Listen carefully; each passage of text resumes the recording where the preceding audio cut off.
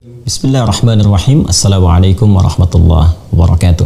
Alhamdulillah wassalatu wassalamu ala Rasulillah wa ala alihi wa sahbihi wa man walah wa ba'd. Teman-teman sekalian, semoga Allah Subhanahu wa taala senantiasa memberikan kesehatan kepada kita dan merahmati setiap aktivitas yang kita lakukan. Saudara-saudariku sebangsa setanah air, saat ini kondisi global, citra dan potretnya tertuju ke Eropa Timur, khususnya terkait dengan konflik yang terjadi antara Rusia dan Ukraina. Bukan hanya menghadirkan konflik sosial, tapi juga sudah menghadirkan pertikaian-pertikaian militer yang kita turut berduka, menghadirkan banyak korban jiwa dan juga dampak yang tidak ringan, baik kepada infrastruktur, juga dampak-dampak politik secara global, dampak ekonomi, dan kini nampaknya merambat kepada dampak-dampak militer yang melibatkan negara-negara lain pada umumnya kemudian terlibat dalam situasi yang spesifik terjadi antara Rusia dan Ukraina di Eropa Timur tentunya. Sebagian dari kawan kemudian meminta kepada kami untuk bisa memberikan bukan sekedar tanggapan tapi lebih kepada bagaimana Islam atau ajaran Islam memberikan pandangan terkait dengan situasi yang terjadi khususnya di Rusia dan Ukraina atau pada umumnya bila terjadi aksi-aksi militer demikian atau konflik dari dua pihak atau lebih yang terjadi, bagaimana Islam mengambil posisi yang dengan itu memberikan panduan kepada umat muslim untuk bersikap. Di sini kita akan coba secara objektif membahas dari tiga turunan utama. Yang pertama tentunya apa yang dimintakan oleh sebagian kalangan atas sikap Islam mengambil pelajaran dan juga memberikan solusi pada hal-hal yang terkait seperti yang dimaksudkan.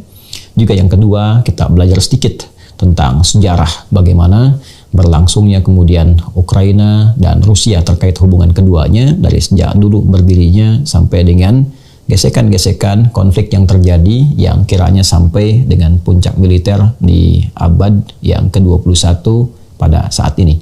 Pun demikian yang ketiga, kita sedikit akan belajar tentang geopolitik dunia dan korelasinya terkait dengan nubuat yang disampaikan oleh Rasulullah SAW 15 abad yang lalu tentang hal-hal yang mungkin terjadi sebagai pembuka ke akhir-akhir zaman. Bagaimana dunia bergerak, secara apa kemudian situasi global memberikan tanda-tanda yang harus kita persiapkan untuk bersikap dan merencanakan aktivitas untuk ke depan. Kita akan persingkat. Yang pertama terkait dengan sikap Muslim, orang Islam bagaimana menyikapi ketika terjadi konflik di antara dua pihak atau lebih. Maka Islam mengajarkan kepada kita dengan sangat jelas, tegas pada setiap insan beriman, jika ada dua pihak atau lebih dalam suasana bertikai, bersengketa, maka orang Islam sejatinya mesti menjadi penengah, pemberi solusi yang tidak memprovokasi satu atau dua pihak untuk mengambil keuntungan yang sifatnya dengan keuntungan yang didapatkan itu justru menghancurkan satu dua pihak yang tengah bertikai. Hendaklah dia datang menawarkan satu solusi yang menyenangkan bagi keduanya, yang mendamaikan bagi keduanya, seperti Rasulullah SAW pernah mencontohkan dalam peristiwa peletakan Hajar Aswad itu setelah direnovasinya Ka'bah, bagaimana beliau mendamaikan potensi konflik yang mungkin terjadi di suku-suku Arab pada masa itu. Pun demikian ketika Nabi SAW datang ke Yathrib yang kelak menjadi Al-Madinah Al-Munawwarah, sudah ada dua pihak yang 6 abad berlangsung konflik di antara keduanya yang sangat tajam, yang bahkan berpotensi menghilangkan satu atau bahkan lebih nyawa di antara dua suku ini, yaitu Aus dan Khazraj. Apa yang terjadi? Nabi datang kemudian ke Yathrib. Hal pertama yang dilakukan selain membangun masjid adalah mempersaudarakan Aus dan Khazraj. Hilang konflik selama 6 abad itu. Dipersaudarakan Muhajirin dengan Ansar, sehingga menutup celah-celah persoalan-persoalan yang memungkinkan terjadinya konflik sosial. Disinilah kemudian ayat-ayat Al-Quran turun, memberikan panduan kepada insan beriman. Wa in ta'ifatani minal mu'minina qatatalu fa aslihu. Jika ada dua bagian, dua kelompok dari insan beriman atau bahkan manusia pada umumnya bertikai, bersengketa, ada persoalan tertentu, maka sifat orang Islam datang dengan islah, memberi solusi yang menenangkan, yang mencerahkan, yang setidaknya memberikan kepada dua pihak atau lebih ini segala hal yang bermanfaat untuk keduanya dan berpotensi dengan kesepakatan yang dibangun, konsensus yang ada, menghentikan berbagai jenis pertikaian dan menghadirkan perdamaian. Itulah kenapa disebut dengan Islam. Dan hasil dari Islam disebut dengan salam. Agamanya disebut dengan Islam, orangnya muslim, tunduk patuh pada ketentuan Allah. Ketentuannya disebut dengan silmi. Ya ayyuhalladzina amanu dukhulu fis silmi kafah. Di antara silmi itu punya arti damai, tenang, tentram, bahagia, selamat. Itulah hasil yang disebut dengan salam. Wassalamun alaihi yawma wulida wa yawma yamutu wa yawma yub'atsu hayya. Jadi dimanapun orang Islam berada, senantiasa menghadirkan solusi. Islam itu solusi. Islam itu damai. Islam itu menenangkan. Islam itu mencerahkan. Islam itu berkemajuan. Di saat yang sama, mari kita belajar bagaimana ketika orang-orang Islam di awal masa kerasulan Nabi Muhammad SAW menebarkan risalah dakwah, ketika disakiti, ketika diperangi, apa respon Al-Quran yang diturunkan kepada Nabi Muhammad SAW sebagai pedoman untuk umat Islam kala itu? Indah sekali. Ayat-ayat yang ditampilkan seperti di Quran surah ke-41, surah Fussilat, di ayat ke-34 itu, Allah memberikan gambaran. Tidak seharusnya sikap yang jelek harus dibalas dengan yang jelek lagi. Wala tastawil hasanatu wala sayyi'ah. Dan tidaklah sama yang baik dengan yang buruk itu. Idfa billati hiya ahsan. Ayo coba respon. Berikan reaksi yang positif kepada perlakuan-perlakuan negatif. Jawab dengan kebaikan. Jawab dengan ketenangan. Jawab dengan kedamaian. Jawab dengan kelembutan. Fa'idhal ladhi bainaka wa bainahu adawatun ka'annahu waliyun hamim. Maka boleh jadi yang keras jika dihadapi dengan kelembutan, ketenangan, kebaikan, mungkin kekerasan itu akan melunak, jadi lembut dan terjadi hubungan kekerabatan yang sangat setia. Bahkan lebih dari itu, Allah Subhanahu wa taala langsung menegaskan kepada Rasulullah sallallahu alaihi wasallam dalam Al-Qur'an surah ketiga Ali Imran ayat 159. Allah berfirman, "Fabima rahmatin minallahi linta lahum walau kunta faddan ghalidhal qalbi lan faddu min hawlik." Sungguh Muhammad sallallahu alaihi wasallam, dengan rahmat Allah Subhanahu wa taala, engkau bersikap lemah lembut dalam merespon segala sifat-sifat negatif, kekerasan-kekerasan yang ditujukan kepadamu dan kepada umatmu. Bilapun engkau merespon itu semua dengan keras lagi, dengan respon yang menyakiti lagi, tentu mereka akan berpaling darimu dan boleh jadi meninggalkan ajaran-ajaran Islam yang engkau bawa. Maka maafkanlah mereka, fa'fu anhum. Maafkan mereka, luaskan hatimu, dan mungkin dengan kelapangan hati itu, dengan keluasan jiwa itu, boleh jadi hidayah yang diharapkan bisa menghunjam ke dalam jiwa insan-insan yang dimaksudkan itu. Bila pun ada pertanyaan, bagaimana Ustadz dengan syariat jihad? Teman-teman, jangan keliru. Jihad itu bukan menyerang. Jihad itu bukan menginvasi. Jihad itu bukan sengaja untuk menyakiti. Jihad itu bukan sengaja untuk menganeksasi dan makna-makna yang terkait dengannya. Syariat jihad itu Allah turunkan untuk memberikan perlindungan bagi umat Islam yang memang keadaannya pada saat itu terdesak mesti membela diri. Setelah sebelumnya bersabar, setelah sebelumnya melapangkan hati, namun datang kekuatan-kekuatan militer yang datang menginvasi, datang menyerang, bukan sekedar berpotensi untuk menyakiti, tapi bisa menghilangkan jiwa, mengganggu kedaulatan, mengganggu keamanan. Bahkan setelah Nabi berada di Madinah pun, ada serangan yang datang ke Madinah. Serangan dengan skala militer yang cukup tinggi dan bersifat menghancurkan dan juga bisa mengancam kedaulatan yang telah terjadi dari konsensus Piagam Madinah yang telah disepakati oleh masyarakat pada saat itu. Maka turunlah kemudian Quran surah ke-22, surah Al-Hajj di ayat yang ke-39 itu. Perhatikan redaksinya. Udzina lilladzina yuqataluna bi annahum zulimu wa innallaha ala nasrihim laqadir. Udzina lilladzina yuqataluna bi annahum zulimu. Diizinkan mulai sejak ini kepada orang-orang yang diperangi itu, yang diinvasi itu, yang dituju untuk disakiti itu, ya, dan mereka dizalimi.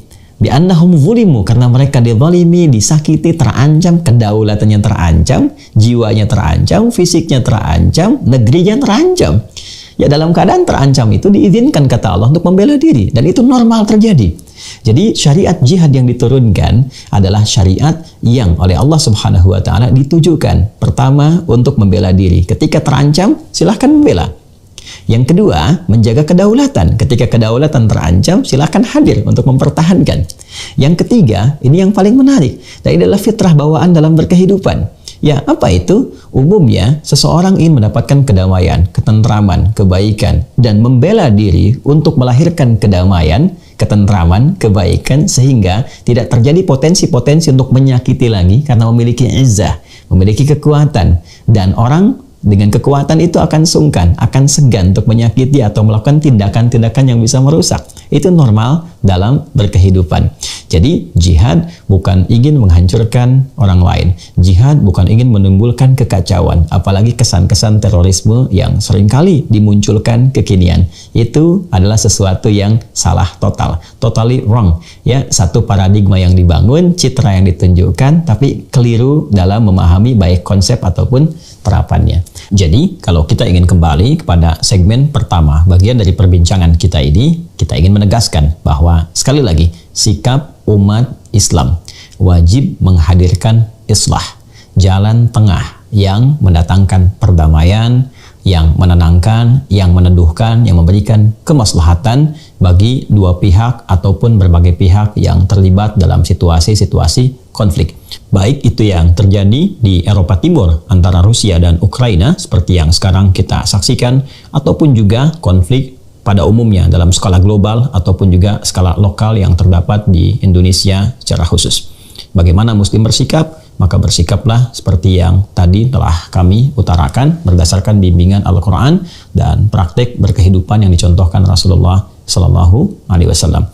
Muslim selalu solutif, Muslim menghadirkan solusi yang meneduhkan, menenteramkan, bermaslahat, dan berkemajuan yang mencerahkan.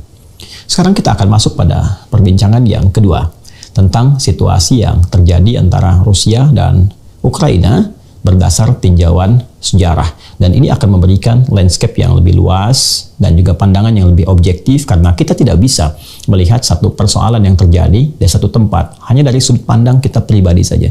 Kita mesti masuk ke dalam wilayahnya, kita masih masuk dalam spektrumnya, sehingga kita bisa merasakan dan mengetahui jika berada dalam lingkaran yang dimaksudkan.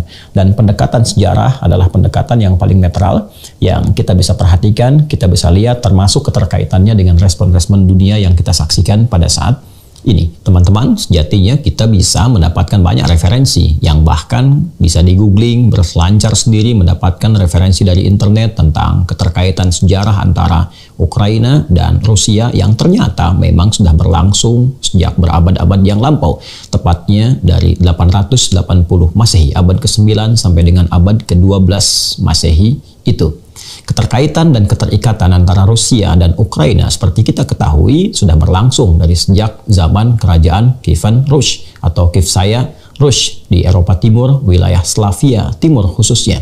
Dari mulai Novgorod yang sekarang disebut dengan Rusia itu, dan kelak kemudian dialihkan oleh Oleg ke wilayah Kiev yang kita kenal sebagai ibu kota Ukraina pada saat ini di abad ke-9.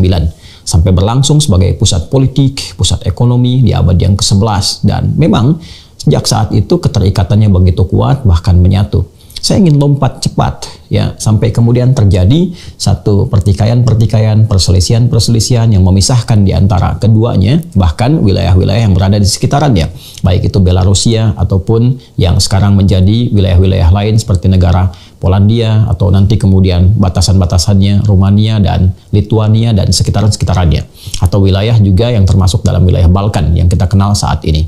Teman-teman, masa Soviet pada kisaran awal abad ke-20 menyatukan kembali wilayah-wilayah ini, baik apa yang tadi saya sebutkan dan khususnya terkait dengan Rusia dan Ukraina, maka dijadikan satu kesatuan wilayah di Soviet, baik wilayah Balkan, kemudian juga Ukraina dan termasuk Rusia di dalamnya. Disatukan dalam satu kesatuan, disebut wilayahnya dengan Uni Soviet, dan membentuk satu fakta pertahanan tertentu di tahun 1955 dikenal dengan Fakta Warsawa, seperti yang pernah kita pelajari dalam sejarah.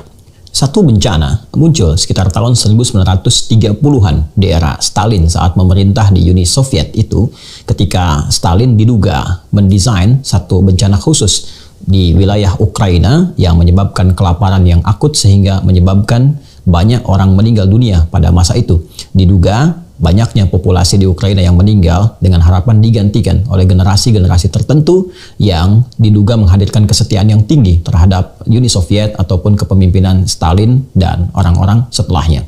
Pun ini diperparah dengan terjadinya satu kebakaran dahsyat di pusat nuklir di Chernobyl sekitar tahun 1986 yang ini juga menelan banyak korban jiwa di warga Ukraina pada masa itu. Ini yang sesungguhnya menghadirkan satu rasa berbeda, konflik-konflik awal, akar-akar sekam yang menghadirkan bara di kemudian hari, keinginan untuk berlepas, keinginan untuk berpisah dari sebab-sebab yang tadi telah disebutkan. Puncaknya pada tahun 1991 terjadi puncak dari Perang Dunia Kedua, khususnya antara blok timur dari Soviet dengan blok barat yang dikomandoi oleh Amerika pada masa itu, yang secara singkat menghadirkan kekalahan dari blok timur di pihak Uni Soviet pada khususnya, yang secara konsekuensi langsung dari itu semua menghadirkan bubarnya Uni Soviet, dan tibalah kemudian masa-masa negara-negara berpecah, hadir negara-negara kecil, lebih kecil saya maksudkan dibandingkan dengan Uni Soviet yang melahirkan Rusia seperti kita kenal saat ini. Kemudian Ukraina juga termasuk Belarusia yang sebagian dari itu semua kemudian membentuk satu persemakmuran yang dikenal dengan CIS atau Commonwealth of Independent States. Ya, jadi perhimpunan negara-negara yang merdeka dari Uni Soviet pada masa itu. Saya tadi sebutkan ada Rusia, ada Ukraina, ada Belarusia, dan beberapa negara-negara yang lainnya termasuk juga dari negara-negara Balkan. Teman-teman sekalian, setelah itu terjadi pasang surut yang kita bisa saksikan saat ini. Ada yang lebih kemudian cenderung ke wilayah-wilayah yang Eropa Timur untuk menyatukan kembali visi-visi masa lalu, dan ini diwakili oleh Rusia. Rusia masih punya ambisi-ambisi yang sangat tinggi bagaimana menghadirkan kebesaran-kebesaran di masa Uni Soviet dulu, sampai kesan yang dibangun bagaimana ingin menyatukan satu wilayah besar disebut dengan Kekaisaran Rusia, sehingga nostalgia masa lalu menjadikan Rusia ingin memperlebar wilayah-wilayahnya, dan kemudian juga bukan hanya ingin menganeksasi, tapi juga ingin menjadikan setiap wilayah-wilayah kecil yang dipimpin oleh pemimpin-pemimpin tertentu tetap menginduk kepada Rusia. Dan ini yang terjadi kemudian pergolakan-pergolakan bagaimana dikondisikan setiap pemimpin-pemimpin di wilayah bahkan seperti Belarusia, termasuk juga Ukraina yang pro terhadap Rusia. Dalam masa perkembangannya kemudian Rusia yang kelak dipimpin sampai dengan sekarang oleh Vladimir Putin yang mantan dari anggota KGB itu, kemudian berusaha membenahi, menata kembali negara Rusia sehingga menghadirkan banyak kekuatan-kekuatan di berbagai bidang, baik itu stabilitas di bidang ekonomi, termasuk juga di militer, bahkan sekarang menjadi negara terkuat nomor 3 di dunia dari segi angkatan militernya. Dan tentunya menghadirkan ini semua nostalgia-nostalgia masa lalu, di mana Rusia menginginkan kembali berjaya seperti Soviet di masa lalu yang memiliki wilayah yang cukup luas dan berharap membangun kekaisaran yang cukup luas dengan wilayah-wilayah yang pernah dicakup oleh Soviet pada umumnya di masa lalu. Keinginan ini yang menjadikan kemudian Rusia berusaha untuk menjadikan wilayah-wilayah kecil itu ya yang di sekitaran di Eropa Timur bisa dianeksasi kembali atau setidaknya dibiarkan untuk memimpin wilayah-wilayah kecil di bawah pengaruh Rusia.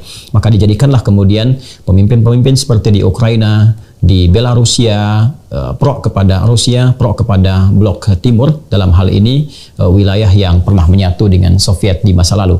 Maka kita lihat misalnya di Ukraina sendiri sampai tahun 2014 dipimpin oleh presiden bernama Viktor Yanukovych yang sejatinya pro terhadap Rusia. Namun nahasnya di tahun 2014 itu terjadi demonstrasi besar yang diduga oleh Rusia diprovokasi oleh Barat sehingga menggulingkan kepemimpinan Viktor Yanukovych.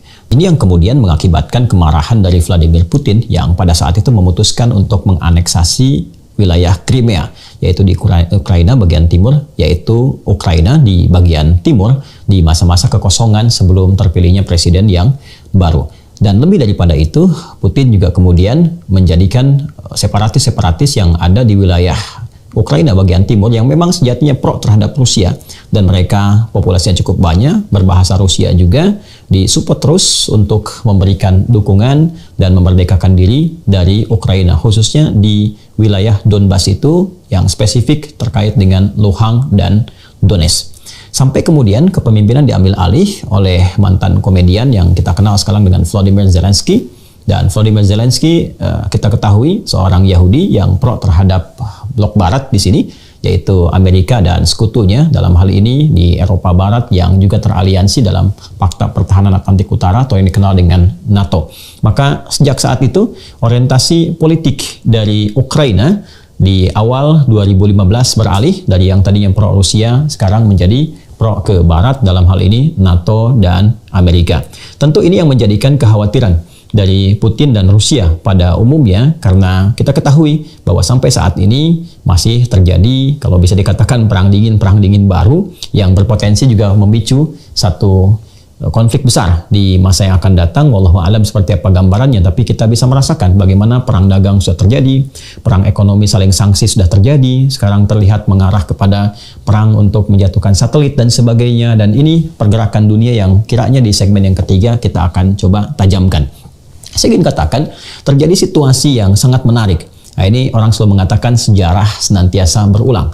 Kalau kita melihat pada medio di 1962, Anda mungkin masih ingat ya, ketika ada pembahasan bahkan yang di Wikipedia pun dihadirkan sebagai satu tragedi nuklir di Kuba saat September itu 1962, Amerika melakukan serangan terhadap Teluk Babi di Kuba, yang ini menjadikan Uni Soviet pada masa itu merasa sangat berang, sehingga Perdana Menteri Soviet pada masa itu yang dipimpin oleh Nikita Khrushchev memutuskan untuk mensuplai dan mensupport Kuba dengan support yang sangat luar biasa dengan senjata-senjata nuklir, dan bersiap menempatkan senjata nuklir di wilayah Kuba itu, sehingga didesain untuk mempertahankan Kuba dan satu saat juga digunakan bila terjadi satu benturan militer antara Uni Soviet dan Amerika pada masa itu.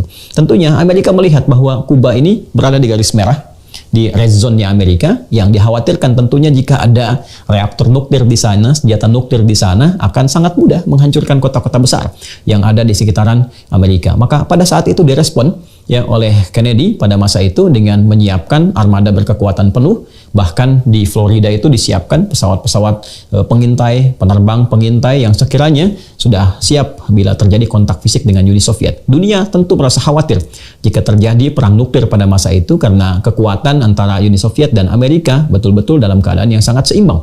Dan alhamdulillah pada tanggal 28 Oktober 1962 ternyata Nikita berubah pikiran dan menarik kembali rudal-rudal yang telah disiapkan, reaktor-reaktor nuklir juga yang mungkin telah terbangun, dan bisa terjadi potensial konflik di antara Amerika dan Uni Soviet yang melahirkan perang nuklir pada masa itu. Alhamdulillah tidak terjadi kemudian, dan kembali ke Soviet dengan catatan dan perjanjian bahwa Amerika tidak boleh menyerang dan menghancurkan Kuba pada masa itu. Nah, menariknya, situasi yang terjadi di Kuba pada tahun 1962 sekarang beralih ke Ukraina. Masa kepemimpinan khususnya Volodymyr Zelensky itu di tahun 2015 sampai dengan tahun 2022, bahkan sampai dengan kini, NATO dan Amerika berusaha untuk bisa menjadikan Ukraina bukan hanya sekedar sekutu, bukan hanya masuk ke wilayah NATO, tapi juga berupaya untuk menempatkan reaktor nuklir di Ukraina yang memang secara langsung menjadi batas yang sangat dekat dengan Rusia, bahkan dikategorikan sebagai zona merah. Ini dalam perspektif Rusia. Jika kita berada dalam landscape di wilayah Rusia, maka akan terasa bahwa Ukraina adalah batas yang memang dalam sejarah pun menyatu, bagian dari Soviet. Jika terdapat reaktor nuklir di sana, dan memang itu dimiliki oleh NATO dan sekutunya, termasuk juga Amerika, yang dalam hal ini bertentangan dengan Blok Timur, maka sangat berpotensi menjadi ancaman yang sangat dahsyat, yang menghancurkan seluruh wilayah, bukan hanya Rusia, tapi juga bagian-bagian besar yang terafiliasi dengan Rusia itu sendiri, baik negara-negara di Balkan ataupun sekitaran Eropa Timur yang condong terhadap Rusia. Ini yang menjadikan Rusia begitu khawatir dan memang menyiapkan ya rencana yang cukup matang, cukup panjang, diawali dengan mensupport gerakan-gerakan separatis di wilayah timur Ukraina yang di Donbas khususnya memang pro terhadap Rusia, bahkan bahasanya pun sudah menggunakan bahasa Rusia dan masuk dengan cara yang tidak biasa dengan menyampaikan bahwa ada keinginan di wilayah timur Ukraina untuk merdeka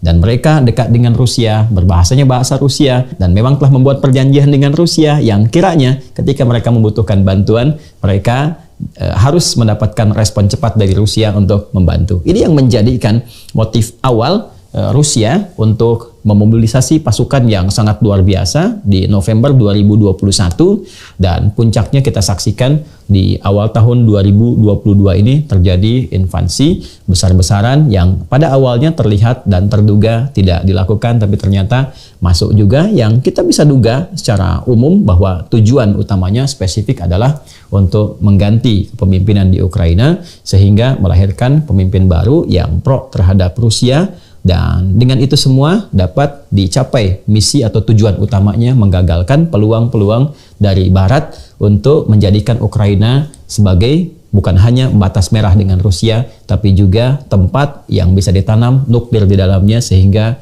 bisa memicu pertahanan-pertahanan Rusia dapat dihancurkan secara langsung dengan serangan-serangan nuklir yang langsung menembus ke jantung di Eropa Timur.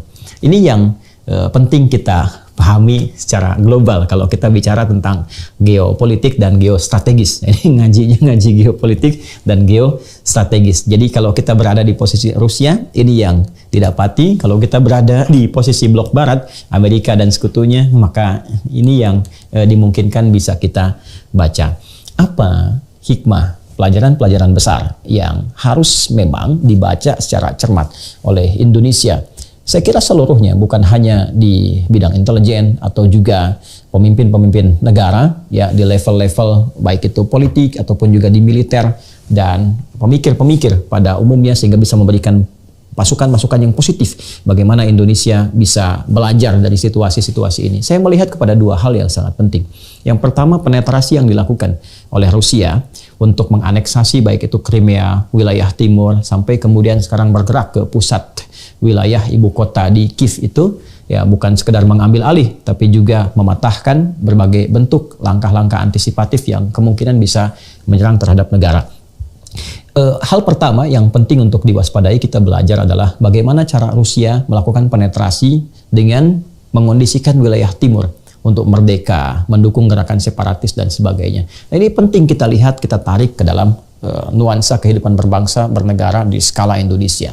Bila ada gerakan-gerakan separatis, apalagi yang meminta dukungan-dukungan kepada luar, ya bahkan menghadirkan wacana-wacana, menghadirkan kesan-kesan negatif terhadap pemerintahan negara Indonesia, itu patut diberikan perhatian yang kuat, perhatian yang tinggi, ya supaya tidak terjadi di masa depan bahwa ada pengakuan dari dunia luar dan dengan pengakuan itu kemudian masuk pasukan-pasukan dari luar, ya masuk kemudian invasi dari luar untuk menganeksasi atau mengambil wilayahnya dan ini sangat berbahaya, sangat berbahaya.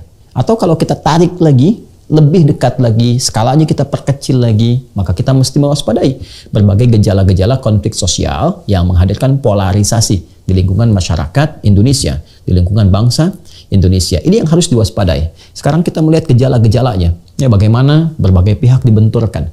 Bahkan di umat Islam saja bagaimana ada faksi Kiai A, Kiai B, gitu kan? Di Habib A, Habib B, ulama faksi A, ulama faksi B, masyarakat versi A, versi B. Di sini ada bagian buzzernya, di sini juga ada pihak-pihak yang menjadi corong sengketanya. Ini penting kita harus hadirkan rekonsiliasi, berpikir secara cerdas, berpikir secara komprehensif, mengembalikan kepada dasar negara yang telah disepakati, dan tanamkan kecintaan yang sesungguhnya pada diri kita terhadap bangsa negara. Jangan sampai terpecah, jangan sampai kemudian terbelah, ya.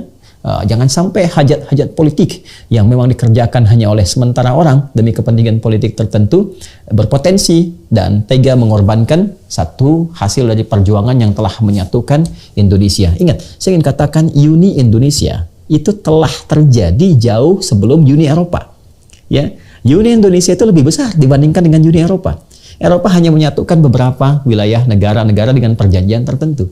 Indonesia itu mampu menyatukan kerajaan-kerajaan ya dengan tata kehidupan sendiri, dengan tata pemerintahan sendiri, bisa dipadukan dalam nuansa Bhinneka Tunggal Ika. Itu sesuatu yang sangat dahsyat ya. Dan bila terjadi potensi-potensi yang memungkinkan memecah atau terjadi potensi separatis dan sebagainya, harus cepat ditangani. Ya, cepat ditangani, cepat dicari solusi yang terbaik, solusi yang ideal, yang menenteramkan dan menyatukan. Itu pelajaran yang pertama. Jadi jangan sampai seperti Rusia, ya, masuk penetrasi ke wilayah timur Ukraina, sampai kemudian merangsek masuk ke wilayah pusatnya, sampai ke Kiev, ya, sampai berkeinginan menggulingkan presiden atau pemerintahan yang sah untuk diganti terhadap yang pro dengan Rusia. Ini dalam satu kacamata geopolitik yang ditarik kemudian ke dalam politik lokal yang menghasilkan satu ketertiban dalam bidang politik, hukum, dan keamanan di Polhukam dalam konteks ini. Ya, kemudian teman-teman sekalian, pada bagian kedua kita juga melihat citra Barat di sini. Nah, ini penting sekali, ya. Sampai saya batuk tuh, penting sekali untuk dilihat, karena Barat ini ya, selalu kesan standar gandanya begitu kuat. Ya, kesan standar gandanya begitu kuat. Saya ambil contoh begini. Kalau Anda lihat media-media Barat yang menampilkan situasi di Ukraina dengan Rusia, ya kita ambil CNN misalnya atau media yang lainnya. Silakan perhatikan bagaimana propaganda yang dibangun untuk menampilkan anak-anak yang ketakutan, perempuan-perempuan jadi korban, ada kemudian yang di bawah kereta, ada yang kemudian di dalam kondisi anak-anak yang berlatih untuk bersembunyi dan sebagainya. Betul. Ya, dalam konteks ini kita lihat mungkin itu nyata terjadi, mungkin adanya demikian. Atau juga reporter yang sengaja mengambil rekam-rekam tertentu dalam nuansa untuk membangun kesan kepada dunia bahwa ini dalam kondisi yang sangat berbahaya, ya sangat terancam dan sebagainya. Anda bisa perhatikan, sisi ini itu bisa menarik simpati dunia, dan betul. Ya, meminta perdamaian, meminta jangan sampai terjadi. Kita sepakat di sisi itunya. Tapi kita bertanya, di mana semua gambar, video, rekaman itu ketika terjadi invasi kepada Irak? Ketika terjadi invasi di Afghanistan, pencarian senjata kimia yang tidak pernah ditemukan sampai dengan sekarang, pemusnah massal yang di Irak itu, yang tidak pernah ditemukan. Di mana video-video itu?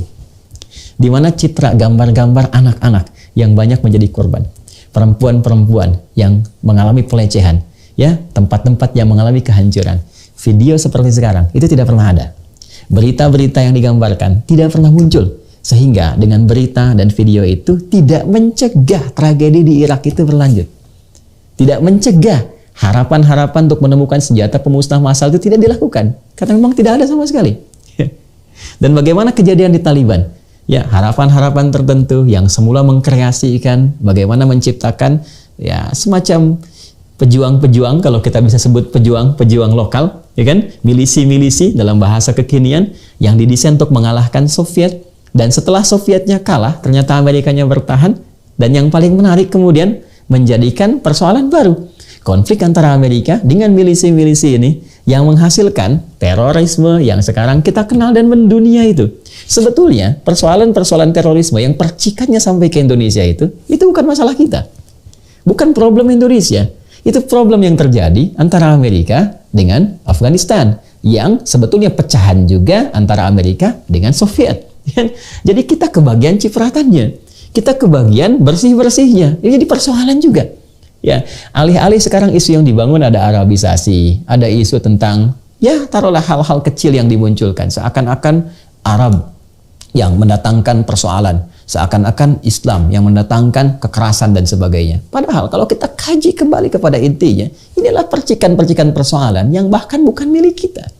Bukan punya Indonesia, yang punya masalah Amerika dengan Soviet. Ya, terjadinya di mana? Di Afghanistan. Yang dibikin apa kemudian? Ada Al-Qaeda. Ada apa lagi? Ada Taliban kemudian. Lalu berkembang kemana? Berkembang kemudian ke Irak. Berkembang kemana lagi? Berkembang ke Syria. Dibikin apa lagi? Dibikin ISIS. Siapa yang membuat ISIS? Amerika juga. Yang jadi persoalan ketika kombatan milisi-milisi itu menyebar kemudian ke tempat masing-masing. Ada yang pulang ke negara masing-masing. Karena persoalannya dengan Amerika, Amerika harus memberikan kesan. Ini musuh, ini bahaya, ini bisa menghancurkan aset. Sehingga dibangunlah kampanye apa yang disebut dengan terorisme itu. Maka ini teroris, ini teroris. Karena yang disebut teroris adalah alumni-alumni di wilayah-wilayah ini. Wilayah-wilayah di Afghanistan, wilayah di Irak, wilayah Pakistan, wilayah kemudian di Syria dan sebagainya. Ketika menyebar ke tempat-tempat yang berbeda, yang memang di antara mereka ada yang memang ingin berniat berjuang, ingin membantu, ya, tapi berada dalam spektrum pertikaian antara Amerika dengan Uni Soviet yang menjadikan ini sebagai proksi bahkan tempat untuk terjadinya persaingan dan peperangan militer. Ketika berpecah itulah yang harus muncul, ini berbahaya, ini teroris. Maka secara tidak langsung semua negara-negara yang menyatu, bersekutu atau di bawah tekanan Amerika harus memberikan satu kesan yang sama, kalimat yang sama. Kalau kata Amerika teroris, ya itu teroris. Harus disusun satuan khusus untuk menangani itu. Potensi-potensi yang mungkin terjadi, yang bisa menghancurkan aset Amerika di beberapa tempat, termasuk di Indonesia. Ini yang menjadikan saat ini pun kita sibuk mengatasi terorisme. Padahal kita lihat dari sebelum 2001 itu ke belakang, mana terjadi bom-bom meledak itu? Mana ada isu terorisme? Dan menariknya, selalu isu terorisme itu selalu dilekatkan dengan siapa? Dengan Muslim. Di mana ajarannya? Di Islam. Dan kesan yang dibangun sedunia, kampanyenya serupa. Kalau disebutkan Islam, kalau disebutkan teroris, disebutkan terorisme, maka tiga bagian ini selalu menyatu. Terorisme adalah Muslim, ya, teroris adalah Muslim. Terorisme bersumber dari Islam. Itu yang dikesankan ya. Padahal yang punya problem siapa? Yang punya problem Amerika dan musuh-musuhnya. Indonesia tidak menjadi bagian dari itu. Maka saya ingin katakan, kita mesti cerdas. Silahkan lihat narasi-narasi yang dibangun saat ini. Jika disebutkan teroris, padahal kita sepakat, teroris bersumber dari paham-paham kekerasan, paham-paham teror. Dan akal sehat kita mengatakan agama tidak mengajarkan teror. Apalagi Islam, yang akar katanya juga mengacu dari akar kata salam, yaitu damai, tentram, toleran, baik, dan sebagainya. Silahkan cek, siapapun yang terafiliasi dengan terorisme ini, disebut dengan teroris, bukan hanya agamanya adalah Islam, tapi sumber akarnya pasti akan mengakar pada konflik antara Amerika dengan Soviet dulunya, tidak jauh pada wilayah Afghanistan, Irak, Syria, Pakistan, dan wilayah-wilayah yang dimaksudkan. Selain tentunya aspek-aspek lain, keserakahan golongan-golongan tertentu, keserakahan dari golongan-golongan sementara yang ingin menguasai dunia, ada aspek timbangan politiknya, ekonominya, geostrategisnya, dan lain-lainnya. Tapi kita mesti belajar dari situasi yang terjadi saat ini. Kita harus berdaulat. Ya, kita punya Pancasila, silanya ketuhanan yang Maha Esa. Turunannya adalah menghormati, menjamin hak-hak beragama. Jangan sampai persoalan di tempat lain, di negara lain mengganggu kedaulatan kita. Isu-isu Amerikanisasi itu lebih berbahaya dibandingkan dengan Arabisasi. Sekarang semuanya mesti menjadi Indonesia. Hal-hal yang sekiranya bisa menggugurkan kebiasaan-kebiasaan kita, budaya-budaya kita yang baik, saling menghormati, toleransi dalam beragama, nampaknya mesti ada cara pandang yang baru. Kita harus bebaskan dari kungkungan pemikiran yang menjadi konflik di luar. Jangan sampai konflik yang terjadi di luar, percikannya sampai ke kita, dan bahayanya memengaruhi cara kita berpikir. Sehingga terekam di paradigma kita, bahwa kalau teroris harus sama dengan apa yang disampaikan oleh Amerika. Kalau buruk harus sama dengan apa yang disampaikan oleh Cina. Kalau seperti ini harus sama dengan apa yang disampaikan oleh Arab. Tidak. Indonesia punya persepsi sendiri. Indonesia punya budaya sendiri. Punya ketahanan sendiri. Dan punya konsensus keberagamaan yang disepakati. Islam adalah Islam. Mau dimanapun. Mau di Arab, di Indonesia, di Eropa, di Amerika. Tidak ada perbedaan-perbedaan. Kita tidak bisa mengatakan ini Islam versi Indonesia, ini Islam versi Arab. Tidak, Islam satu. Islam ya Islam. Salatnya sama, puasanya sama, hajinya sama, umrohnya sama, ajarannya sama. Dan indahnya ajaran itu memberikan keselarasan di setiap tempat untuk sesuai dengan budaya yang diterapkan di tempat itu. Jadi kita tidak perlu juga misalnya ke Arab-Araban dan saat yang bersamaan ke Amerikaan kalau memang terkait dengan budaya. Tapi tolong pisahkan, tidak semua apa yang kita kerjakan dalam konteks beragama itu mesti dipahami dengan tempatnya. Ya, sehingga digeserlah kemudian dari sebetulnya ini ajaran Islam seakan-akan ajaran Arab. Jika terjadi seperti itu patut diwaspadai. Apakah ini pemikiran orang Islam atau ini percikan-percikan yang muncul di konflik di tempat lain yang dibawa ke tempat kita yang sebetulnya sudah tenang, teduh, dan matang dalam bertoleransi. Dua. Ini hangat ya, belajarnya dalam gitu di sini. Yang terakhir, yang ketiga adalah teman-teman sekalian, ini bagian yang terpenting dari nubuat Rasulullah SAW 15 abad yang lalu, bahwa kelak di masa depan ada pembuka satu zaman baru, pembuka tatanan dunia baru, Saat mulai, yang pertama kata Nabi, taqarubul aswaq. Saat mulai pasar itu berdekatan dan mudah diakses. Sekarang terjadi. Dulu orang belanja pergi ke pasar. Ada naik kendaraan, mobil, angkot, motor, dan sebagainya. Sekarang di handphone, masuk saku, bisa diakses. Taqarubul aswaq. Yang konsekuensinya bukan hanya mempercepat terjadi transaksi, tapi juga peluang-peluang pelanggaran-pelanggaran terhadap syariat itu rentan terjadi. Riba. Berapa banyak sekarang ada pinjaman online, bisnis yang tidak jelas, kan? Judi online dan sebagainya. Hal-hal yang berpotensi menghadirkan persoalan-persoalan serius, bukan hanya merusak tata kelola kehidupan ekonomi. Ada yang bermanfaatnya, banyak. Tapi juga potensi-potensi terjadinya pelanggaran syariat cukup tinggi. Bila ini terjadi dan menjadi marak dilakukan oleh umat Islam, maka ini adalah pengantar kepada tata dunia baru yang menuju ujung kehidupan. Satu. Yang kedua, terlihat kata Nabi, orang-orang sudah mulai berlomba meningkatkan kekuasaan, memperbanyak wilayah, meningkatkan kemudian infrastruktur, berlomba meninggi-ninggikan bangunan, bahkan orang-orang yang tinggal di padang pasir yang tidak akrab dengan bangunan tinggi sudah mulai berlomba meninggikan bangunan. Sekarang sudah muncul. Ya, proyek NEOM yang ada di Saudi Arabia misalnya, ya, atau juga keinginan berbagai tempat untuk meninggikan bangunan, berlomba-lomba meninggikan menara. Ini menara tertinggi di dunia, ini menara tertinggi di dunia. Ini sistem yang paling hebat. Dan puncaknya adalah program-program untuk menguasai dunia dan memperluas wilayah. Cina dengan program obornya, Rusia yang berambisi punya kekaisaran yang meluas, Amerika yang ingin semakin mempertahankan wilayah dan sebagainya. Ini indikator akan terjadi persaingan besar, yang dengan persaingan besar ini potensial terjadi konflik yang besar juga. Indonesia ada di mana dalam situasi itu? Ini pengantar menuju tata kelola dunia baru, yang justru pengantar ini menuju kepada fase akhir dalam berkehidupan yang kita tidak tahu berapa lama, tapi harus ada persiapan-persiapan strategis ya dari umat muslim ya, atau juga dalam konteks kehidupan berbangsa bernegara di Indonesia ini ya. Dan puncaknya apa? Puncaknya adalah muncul muqaddimatud dajjal, muqaddimah dajjal. Dajjal itu kan sifat-sifatnya penuh dengan kebohongan, penuh dengan dusta, penuh dengan manipulasi. Maka awal-awal pengantar kepada masa-masa ini adalah munculnya banyak manipulasi-manipulasi dalam berkehidupan. Sifat manipulatif, sehingga kebohongan itu terasa marak dalam berkehidupan. Terlihat seperti benar padahal salah. Terlihat seperti memihak, padahal juga di belakang berkongsi juga dalam keburukan. Ya, terlihat seperti ini apa adanya, ternyata keliru. Ya, berganti setiap situasinya. Dan nanti puncaknya ada segelintir golongan-golongan tertentu ya, yang memang menyiapkan kedatangan satu sosok yang diharapkan bisa memimpin dunia kepada arah yang telah dipersiapkan. Ini yang tafsir yang kontemporer terkait dengan antalidal amatu rabbataha. Ya, ada pembantu melahirkan tuannya. Dulu dipahami ini terbalik, tertukar. Ya, hubungan zina melahirkan kemudian tuan, orang yang merdeka. Ada lagi yang dipahami keburukan dipahami dengan kebaikan, tertukar suasana. Sekarang tafsirnya menjadi antalidal amatu rabbataha, pembantu melahirkan tuannya. Ada sekelompok orang ya yang menunggu tuannya tiba, menunggu dajjalnya tiba. Maka mereka menyiapkan diri. Ini pembantu-pembantu sedang menyiapkan supaya tuannya muncul. Ya, dan pembantu inilah orang-orang kecil, segelintir. Ada yang menyebut dengan oligarki dunia, ada golongan kecil dunia, segelintir orang-orang tertentu yang ingin menata dunia, mengarahkan persiapan kepada munculnya sosok yang dipertuankan. Nah, pertanyaannya, dalam keadaan seperti itu, bagaimana umat Islam masih bersikap?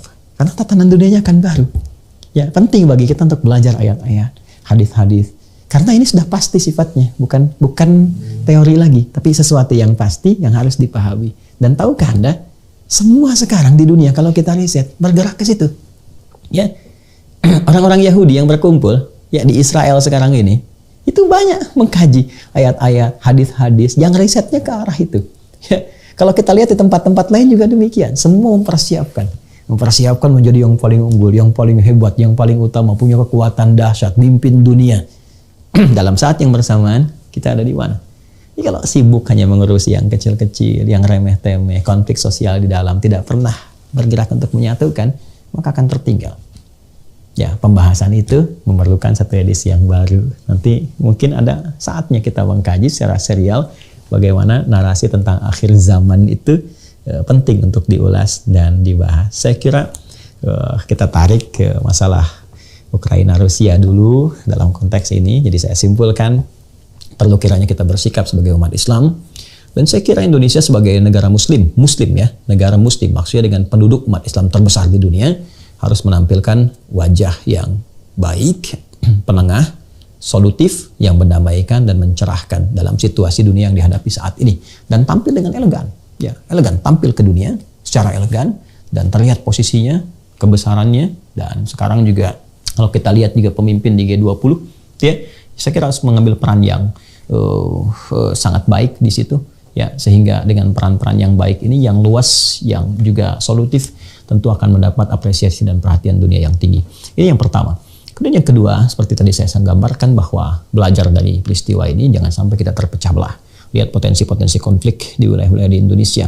Ya sudah, bukan zamannya lagi sekarang. Harus ada rekonsiliasi, harus ada keutuhan, kekuatan, mencermati pentingnya bernegara yang baik, mencintai dengan benar, menghargai pejuang-pejuang di masa lalu yang digambarkan lewat bendera merah putih ini, kan? Dan yang ketiga juga penting kita melihat nubuat-nubuat di masa lalu, karena kita negara bukan negara agama tapi negara beragama, ketuhanan yang Maha Esa. Silahkan setiap agama dengan konsepsinya sendiri. Bagi umat Islam harus belajar. Kita harus pelajari risetnya, hadis-hadis, ayat-ayatnya. Apa yang terjadi di masa yang akan datang? Bagaimana kemudian agama mengabarkan, memberikan pedoman, dan sampai sekarang nyata terjadi. Seperti itu adanya. Kita rasakan sekarang dari pasar yang tadi saya sampaikan, suasana digital yang berkembang, kemudian beberapa negara sudah mulai bergerak, ya, golongan-golongan kecil yang ingin menguasai dunia dan mengatur berbagai hal yang seperti sekarang kita rasakan. Ya, saya kira itu yang bisa diuraikan. Semoga Allah mengampuni kita, memberikan petunjuk kepada kita untuk bersatu, bersikap, memperbaiki diri, dan puncaknya menyiapkan bekal terbaik sebelum kembali kepada Allah Subhanahu wa Ta'ala. Kita tidak tahu apa yang akan terjadi esok, tapi kita bisa menyiapkan rencana-rencana terbaik untuk menyiapkan hari esok yang indah dan membahagiakan. Demikian, subhanakallahumma bihamdika asyhadu an la ilaha illa anta astaghfiruka wa atubu ilaik. Assalamualaikum warahmatullahi wabarakatuh. Terima kasih sudah nonton. Jangan lupa like, subscribe, dan share ya.